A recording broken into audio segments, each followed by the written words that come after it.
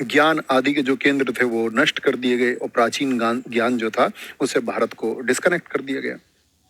लेकिन जब लोगों के सामने ये आनी चीजें शुरू हुई और अंग्रेजियत के द्वारा, ईसाइयत के द्वारा भारतीयों में ये चीज आनी शुरू हुई कि भारतीयों के पास कितना ज्ञान था एक समय में, तो हम लोगों को फिर से अपनी चीजों पर गर्व होना शुरू हुआ।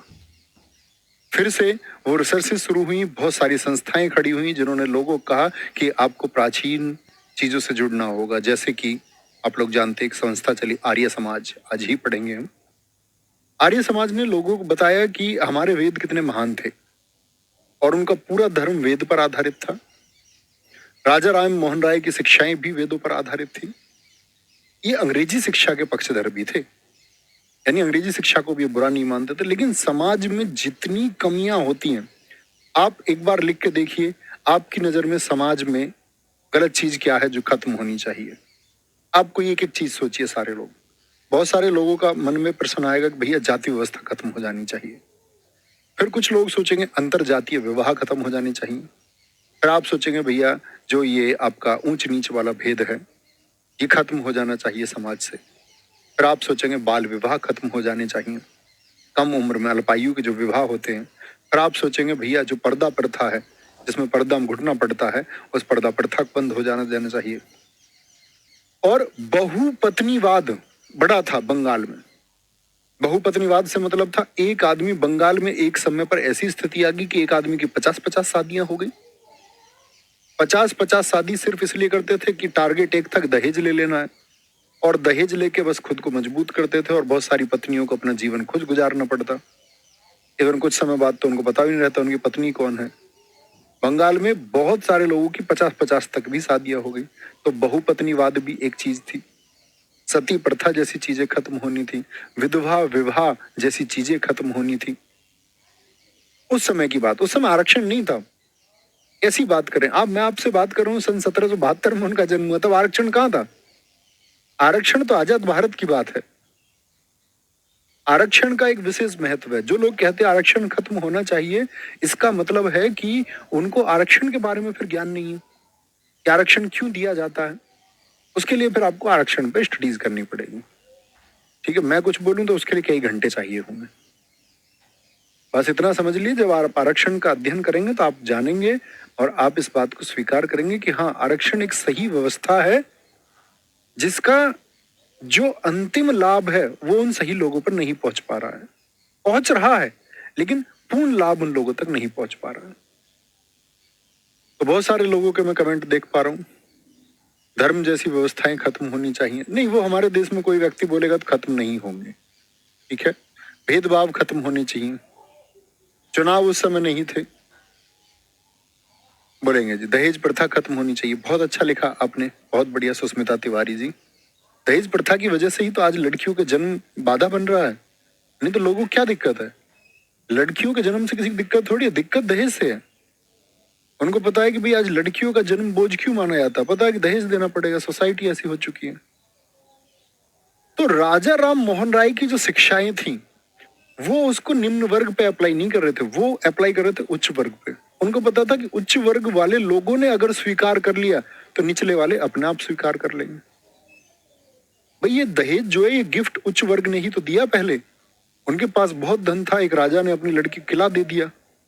बीच वाले के पास कुछ नहीं था, उसको पता चला अच्छा कुछ देना होता है तो उसने कर्जा करके दे दिया। उससे निचले वाले के पास कुछ ही नहीं था तो खुद को बेचने तक को तैयार हो गया। लड़कियों को बेचा भी जाता है इस देश में। बहुत सी जगह आप देखोगे लड़कियों की शादी के बदले में बहुत सी ऐसी जाति जनजाति हैं जो लड़कियों को बेच देती हैं, जिनकी शादी नहीं होती वो लेके आते हैं। चलो जी, तो बात चल रही थी किसकी? धर्म सुधार की। यानी कि किसी भी एक धर्म में, चाहे वो हिंदू हो मुस्लिम हो, उसमें एक सुधार की गुंजाइश है। और राजा राम मोहन राय ने उन सारी व्यवस्थाओं पर ऐसा कोई फील्ड नहीं था जिसका उन्होंने विरोध नहीं किया हो।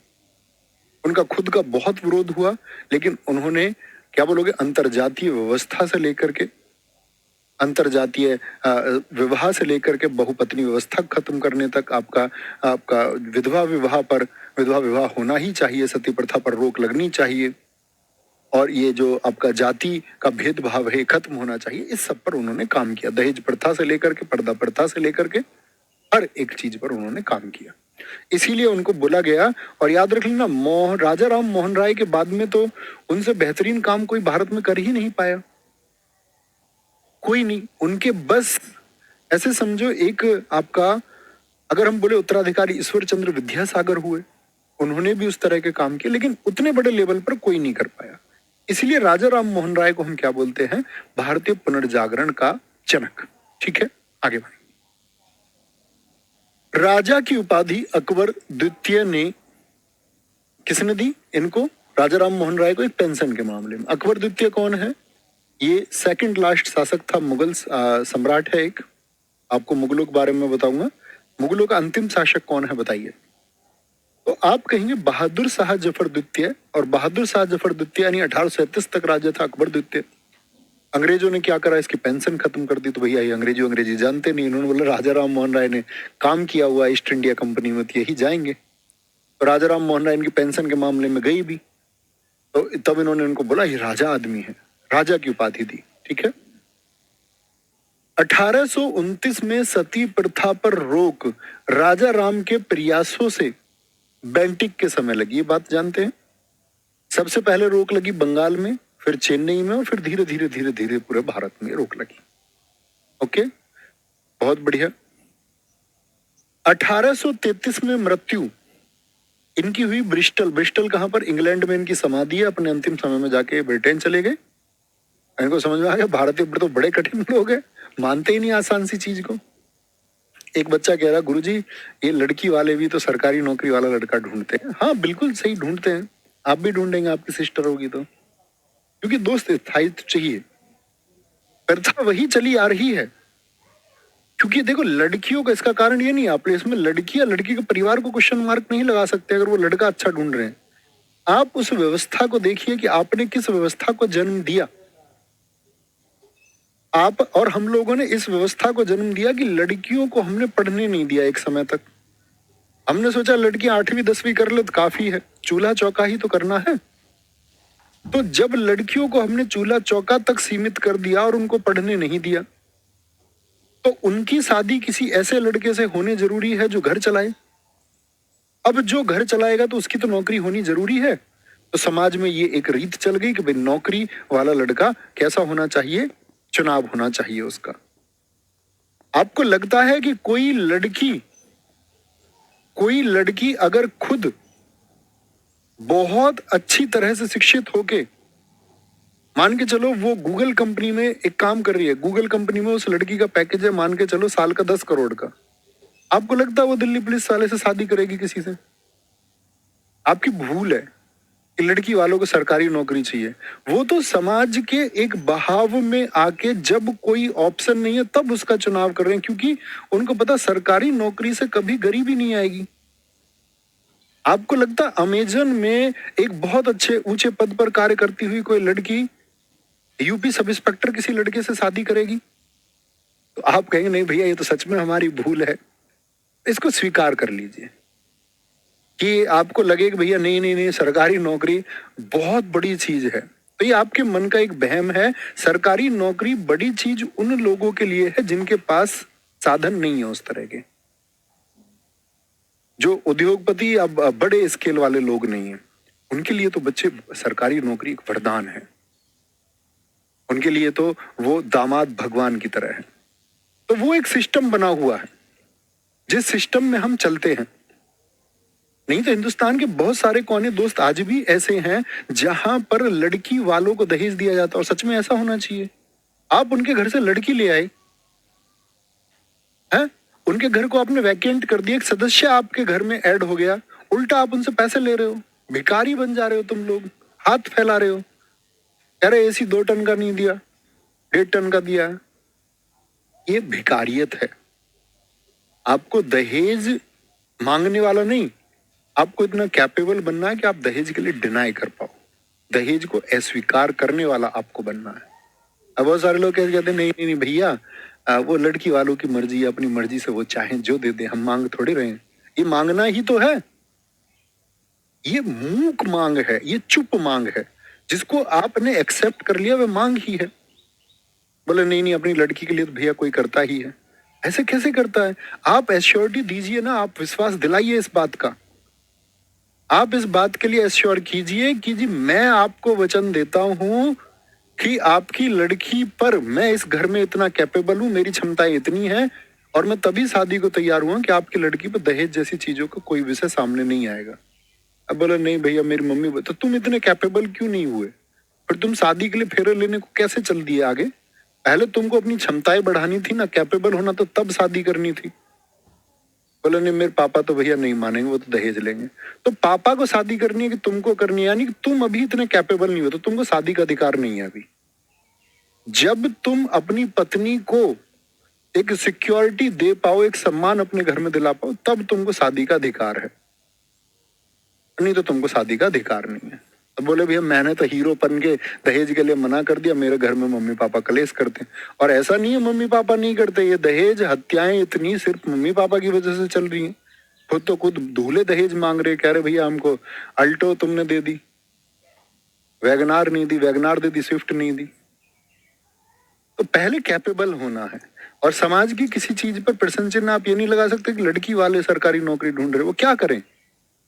आप लड़कियों को पढ़ने देते। ईश्वर चंद्र विद्यासागर ने एक बात कही कि शूद्रों की शिक्षा पर जो रोक लगी हुई है, अगर ये रोक ना होती, तथाकथित स्वर्ण जातियों ने जो रोक लगाई, जिन्होंने खुद को उच्च जाति कह दिया, मान के चलो ब्राह्मण, राजपूत, आपका अन्य जातियों ने खुद को उच्च जाति कहकर जो अन्य रोक लगाई, ईश्वर चंद्र विद्यासागर स्वयं ब्राह्मण थे। उन्होंने कहा ब्राह्मणों ने जो रोक लगा दी उस समय की शिक्षा प्रणाली पर, शूद्र पर, गलत है और उनको मौका दिया जाना चाहिए। अगर मौका बराबर दिया जाता और बराबर रूप से सबका विकास होता तो आरक्षण जैसी व्यवस्था की आवश्यकता ही ना होती, तब तो सब मूल रूप से आगे बढ़ रहे होते। तो कुछ लोगों के अधिकार वंचित कर दिया, आप उनका दर्द समझे। और जिनका अधिकार वंचित कर दिया, जिनका क्षेत्र वंचित कर दिया गया, उनका विकास कैसे हो पाता? ठीक है, आगे चलेंगे। अब भैया राजा राम मोहन राय जी की तो मृत्यु हो गई। इनकी मृत्यु के बाद में ब्रह्म समाज का नेतृत्व किया देवेंद्रनाथ ठाकुर ने। कहने का मतलब है उतना बढ़िया फिर इनके बाद में नहीं हो पाया। ठीक है, अन्य लोग हैं अरविंद कुमार दत्त, ईश्वर चंद्र विद्यासागर, केशव चंद्र सेन, जिन लोगों ने इसको आगे चलाया। ब्रह्म समाज के अंतर्राष्ट्रीयकरण के लिए जाने जाते हैं कि इसको इंटरनेशनल लेवल पर किसने पहुंचाया? केसी सेन ने। केशव चंद्र सेन को 1865 में ब्रह्म समाज से निकाल दिया गया। ठीक है, ब्रह्म समाज से निकाल दिया गया कि इनकी पॉलिसी जो है वह ब्रह्म समाज के अनुकूल नहीं है, क्योंकि 1866 में ब्रह्म समाज को आदि ब्रह्म समाज नाम कर दिया। जो ब्रह्म समाज था उसका क्या नाम बदल दिया? मूल का बदल दिया। केसी सेन को आगे निकाल दिया, केशव चंद्र सेन को निकाल दिया, क्योंकि ये लोग तो लड़ रहे थे किसके लिए? बाल विवाह के लिए, कि भैया बाल विवाह पर रोक लगानी है, कम उम्र में शादी नहीं होनी चाहिए, बच्चे तब मैच्योर नहीं होते हैं। अब इनको भाई साहब को क्या लगता है कि इनको बिहार के कूच क्षेत्र के एक राजा से अपनी इनके नाबालिग लड़की की शादी करा दी। लोगों ने बोला लोगों के लिए नियम बना रहे हैं और खुद खुद उसको फॉलो नहीं करते। अब एक बात मान के चलो, कल को मेरी शादी हो और आपको ये बात पता चले कि मैंने अपनी शादी में दहेज लिया है, तो आप कैसे रिएक्ट करोगे? आपको पता चले आपको मार्ग दिखाने वाले अध्यापक ने दहेज लिया है, और खास तौर से चलो दहेज लिया तो लिया, वो आदमी जो दहेज प्रथा के बारे में अपनी क्लासेस में इतनी बड़ी बड़ी बात कर रहा था, उसने स्वयं दहेज ले लिया। किसी ने आगे कह दिया भैया तुमको पेट्रोल पंप देंगे शादी में, और पेट्रोल पंप एक्सेप्ट कर लिया उसने, मास्टर ने। किसी ने आगे बोल दिया तुम्हें 50 बीघे खेत दे रहे शादी में, मास्टर ने एक्सेप्ट कर लिया। तो ये केसी सेन जो जिन प्रथाओं को लोगों को बोल रहे हैं कि भैया कम उम्र में शादी नहीं कर रहे हैं, तो खुद अपनी बेटी के नाम पे जैसी राजा का रिश्ता मिलत कर दिया।